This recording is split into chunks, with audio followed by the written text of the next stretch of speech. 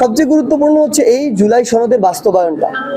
এখন পর্যন্ত সকল বিশেষজ্ঞদের সাথে পরামর্শ মতে আপনি দেখবেন সবচেয়ে বেস্ট বাস্তবায়নের উপায় হচ্ছে গণপরিষদ নির্বাচন, যেখানে সংবিধানটা নতুন করে আসবে এবং এগুলা নতুন সংবিধানে ইনপুট দিয়ে দেওয়া হবে।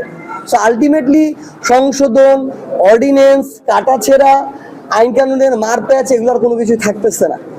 সো আমরা এই জন্য এনসিপির পক্ষ থেকে আমরা গণপরিষদ নির্বাচন চেয়েছি। এমন না যে দুইটা আলাদা নির্বাচন হতে হবে, একটা গণপরিষদ একটা সংসদ, নো, একটাই নির্বাচন হবে। শুধু এইটুকু দায়িত্ব থাকবে যে ওই সংসদটার একটা অংশ বা কিছু মানুষ 50 জন 100 জন গণপরিষদের সদস্য হিসেবে কাজ করবে, পরের 6 মাসে তারা সংবিধান প্রণয়ন করবে। এক্ষেত্রে উচ্চ কক্ষ তো তাদেরকে সহায়তা করবেই, কারণ ওখানে এক্সপার্টরা থাকতেছে। এটা বেস্ট ওয়ে। তাছাড়াও জামায়াতের পক্ষ থেকে গণভোটের কথা এসেছে, যেখানে জনগণের বিশাল একটা চাপ বা ম্যান্ডেট থাকে। এছাড়া বাকি যত ওয়ের কথা বলা হচ্ছে না কেন, এগুলোর সবকিছুর অনেক বড় ফাঁকফোকর আছে। সো আমরা চাই একদম জুলাই সনদের ওই আইনি ভিত্তি হোক, যেটা দিয়ে জুলাই সনদের প্রকৃতপক্ষে বাস্তবায়ন হবে।